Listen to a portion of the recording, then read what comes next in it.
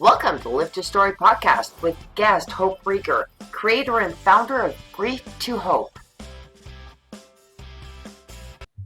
Hi everyone, I am Lori Ann. I am that gal from Toronto, Canada, and I'm with. I am that guy. I am Roy Miller from Dallas, Texas. Welcome to our Live to Story podcast. In this episode, we welcome Hope Reger, and she is the creator and founder of Grief to Hope. Thank you so much for being here with us. Thank you so much. It's my pleasure. Welcome. So you were in corporate talent acquisition? I am in a corporate talent coordinator. So I bring on new hires is what I do.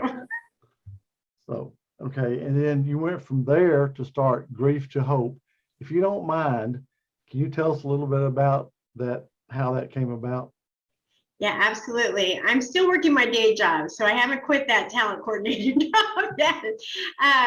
So a little over almost 5 years ago, November 17th of 2016, my son, Justin, he was living on his own with some roommates. He was 19 years old. I was in Columbus at the time, and he was back in our hometown. I had moved for my job. And I received a knock at the door from the police that told me I needed to call a name and number that they handed me on a piece of paper. And so I called that number, and the other person on the other line said Greene County Coroner. And so I was surprised, shocked, and thought they had the wrong person. But he proceeded to tell me, Hope, I regret to inform you that your son Justin was in an altercation with his roommate. That altercation turned physical, from verbal to physical, and Justin didn't have any kind of weapons, guns, knives, or anything, but the other roommate did, and told the police that he felt his life was endangered by Justin, and decided to pull up the gun, and he shot Justin in the chest, and he was killed. And he filed self-defense, and it never went to trial. So he was never held accountable for Justin. Wow. Oh, gosh. And the police didn't tell you? I mean, they just gave you a piece of paper? Yeah, unfortunately, and as I'm learning, as I'm going through being a guest on spots, that's probably not the best way they could have handled that. But they handed me a notebook piece of paper that had a phone number and a gentleman's name.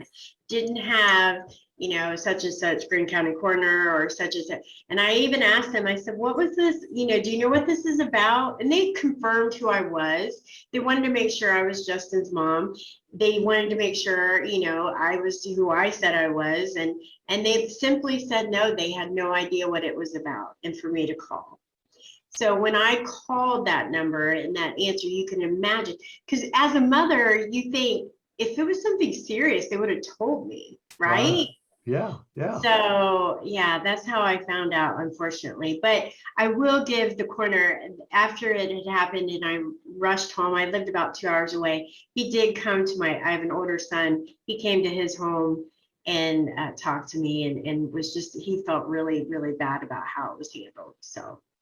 Did you have any interaction with the police department about how they handled it? No, ironically, as I'm going through, like I said, as I'm learning, as I'm guest on shows, I actually have reached out to several, authorities in Ohio about how it was handled, and I have yet to hear back. So I'm not quite sure, but I'll keep fighting.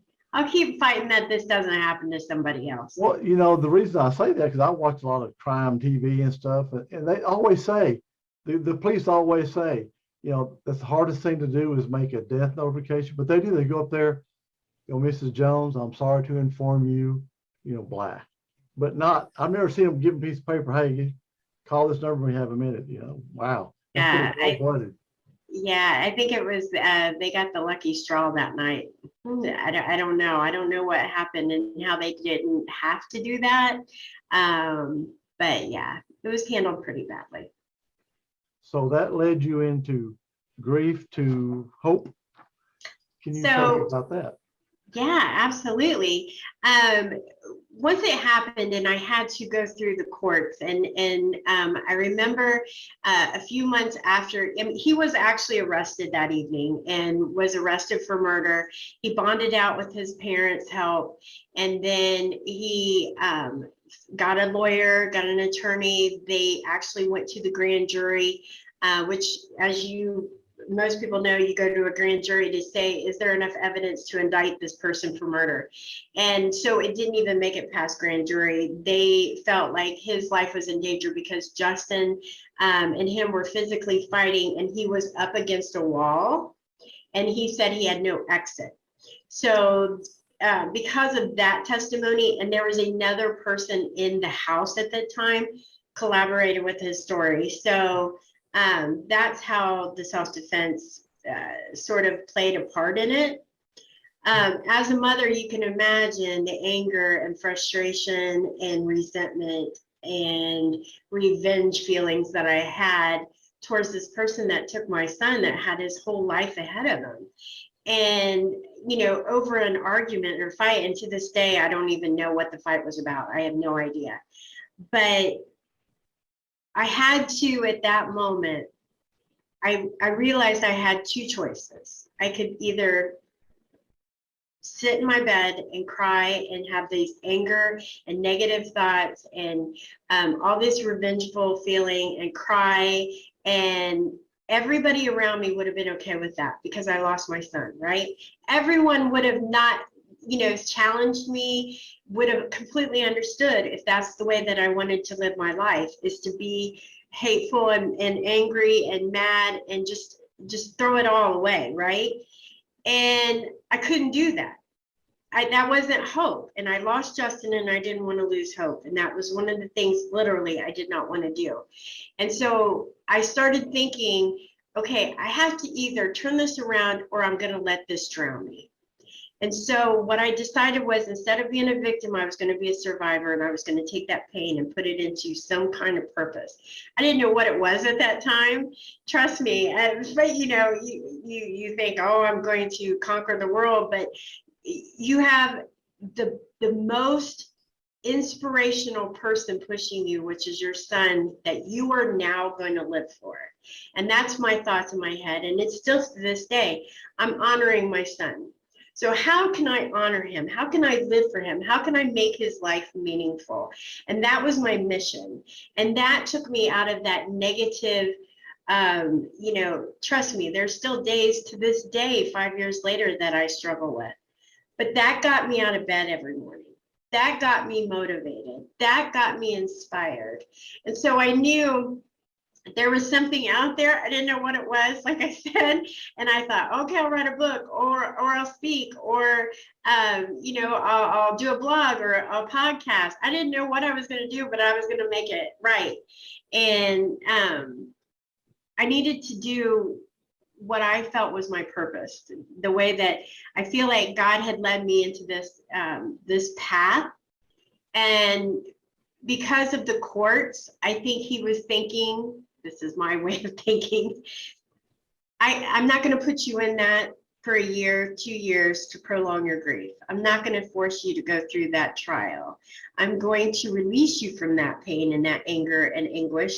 And I need you to focus on more positivity. And I need you to do this purpose. So that in my head was what I felt was the reason behind what had happened. And then I had released, I had to forgive. Even though I've never talked to him face to face, I've never, you know, I had to forgive for me and to move on and to join that.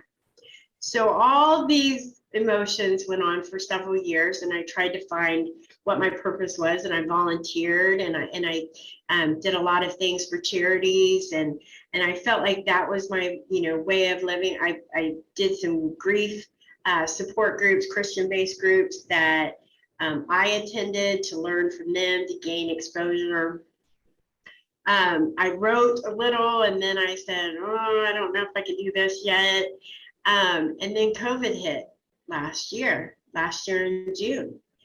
And I thought to myself, wait a minute. COVID puts a whole different level on grief. put a whole different level on everything that's going around us. And I couldn't imagine grieving in the world of COVID. And so I had so much, you know, caring notions for everybody that was going through it. And we were counting death on TV. We're still counting deaths.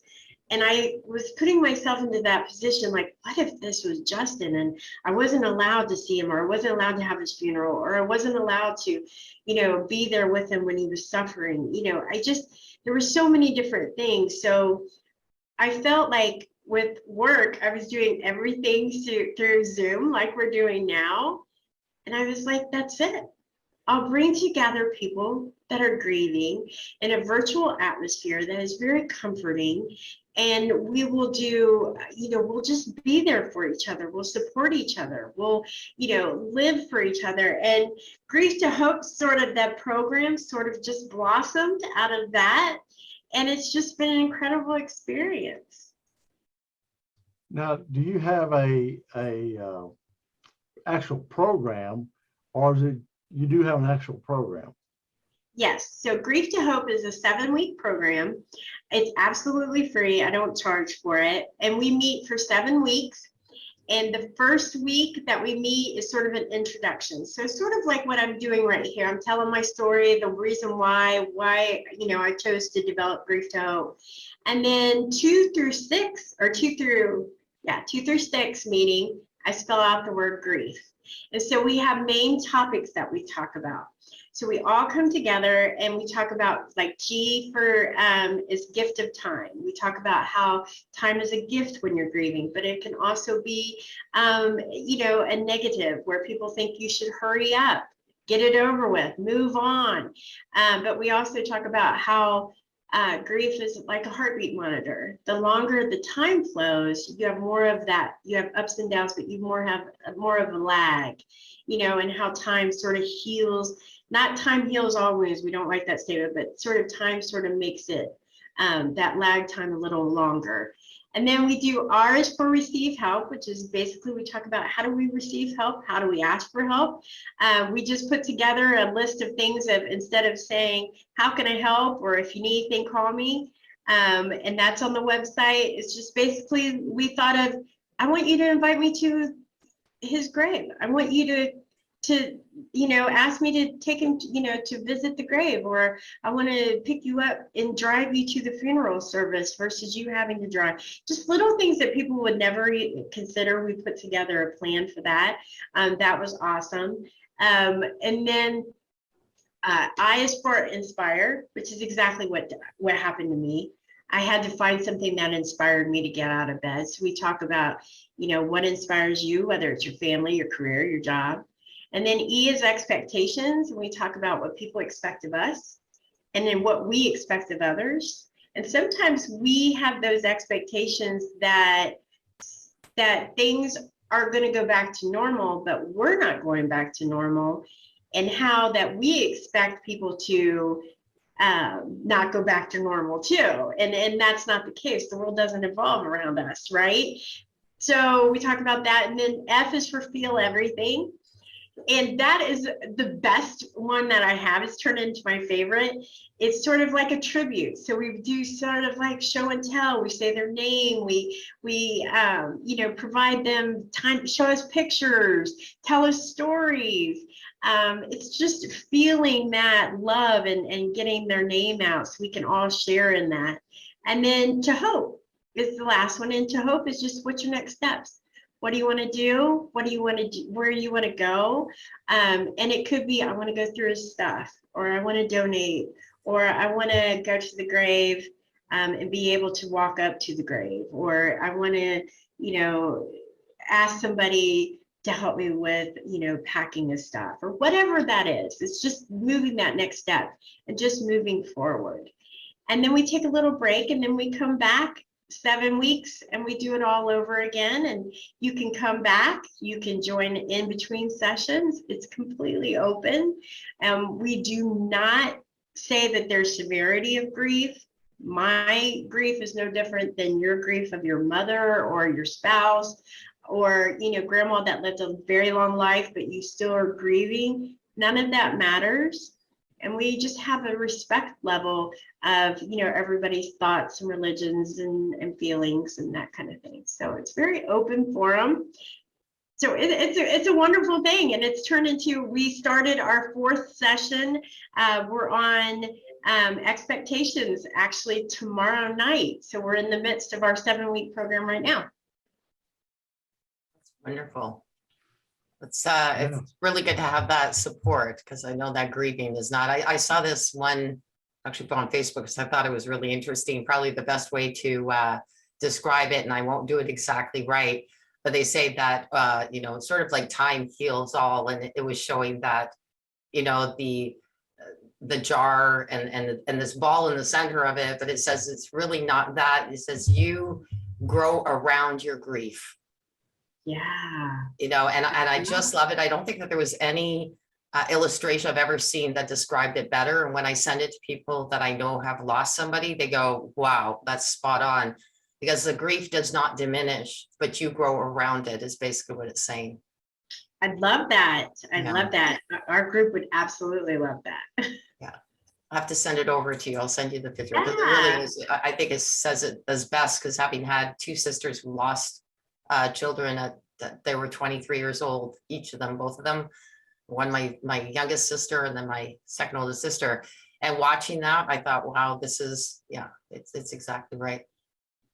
Yeah, it's, everybody has different styles of grief in different ways, but it's just getting together to know that you understand what I'm going through, I understand what you're going through, and it may not be at the same time.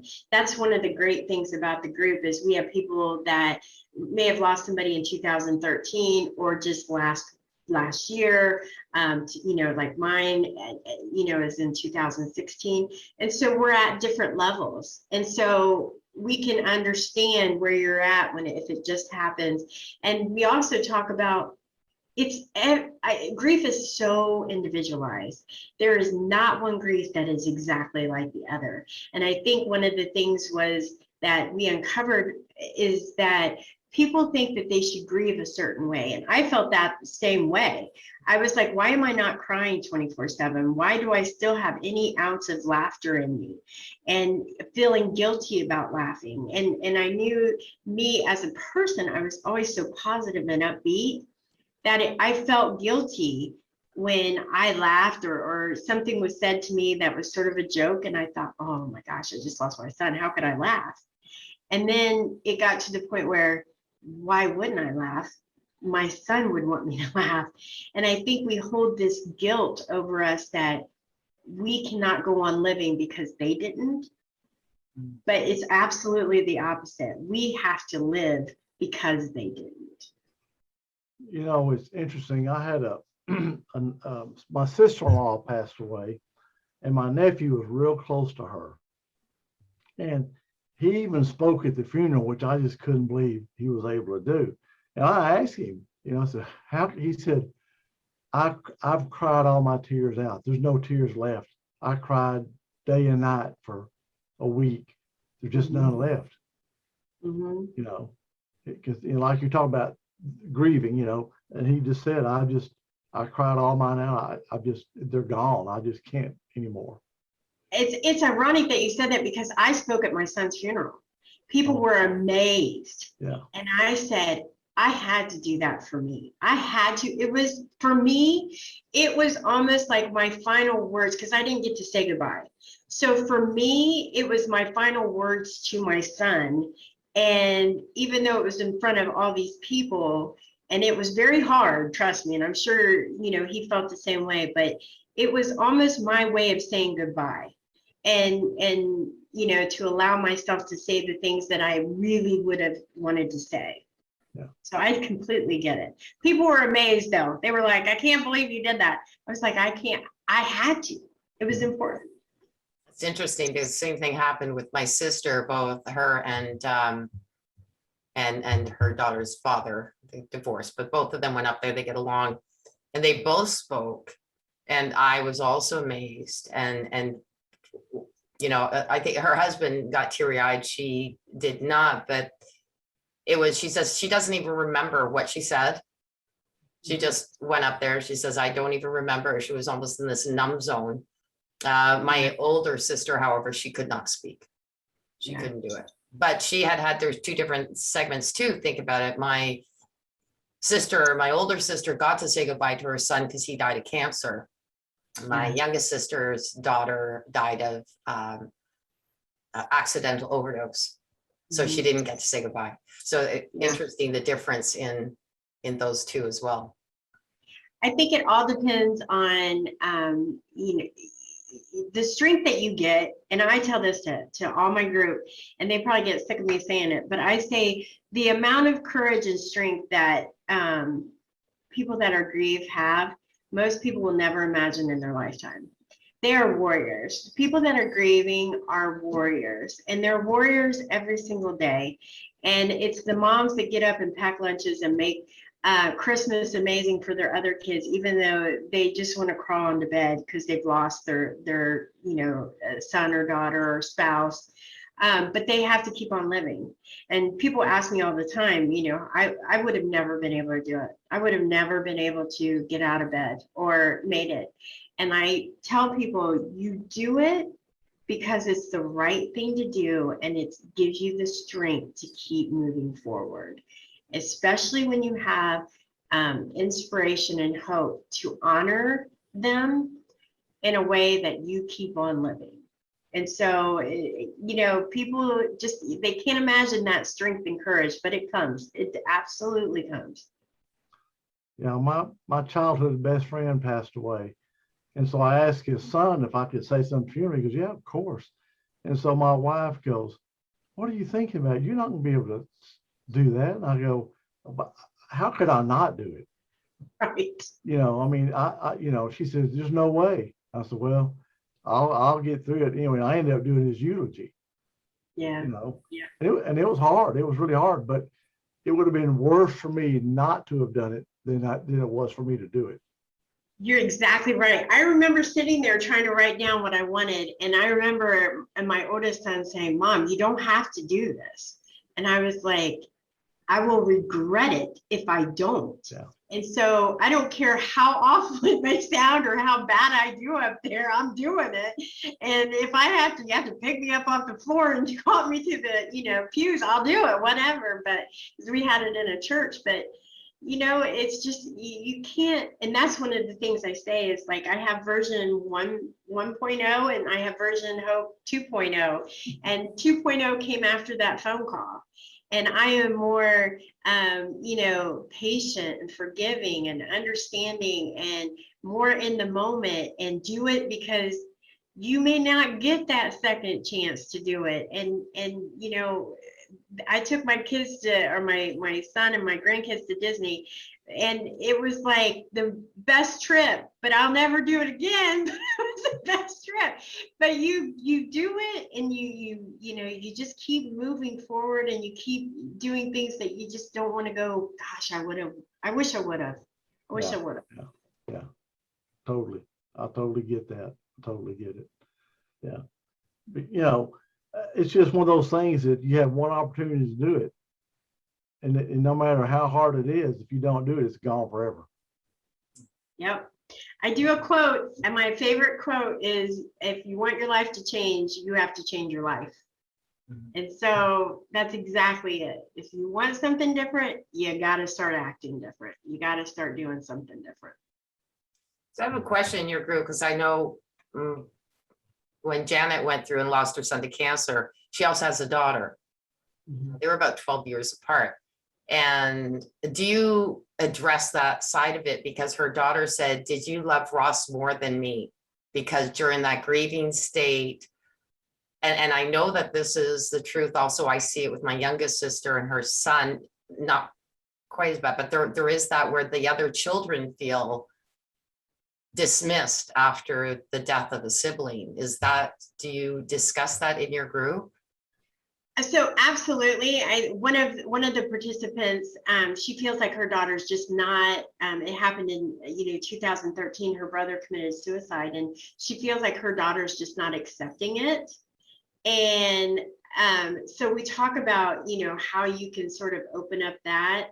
Has it ever been brought up about, you know, do you love more than me? You know, you must have loved more because you're spending all this time grieving about them and not giving me that attention. That has never arisen in our group meeting. I think it's something definitely worthy to talk about and bring up in a topic. For me personally, my son, I think I'm more into his life than he really wants me to be. And he's 31. And I'm way into his life and those grandkids. And so maybe he probably feels the opposite. He's like, back off, Mom. But I think, you know, I would hope that, you know, hopefully that isn't the case, but I can see that it completely consumes you for a while, and it may forever depending on how you handle it. But yeah. No, now my niece is more like your son. It's like my sister after the grieving process, and she got past the growing around it. Now they're on, her daughter's in Germany and we're in Canada, and they're on FaceTime all the time. And she says, I so miss her. And like, yeah, so it'd be this different.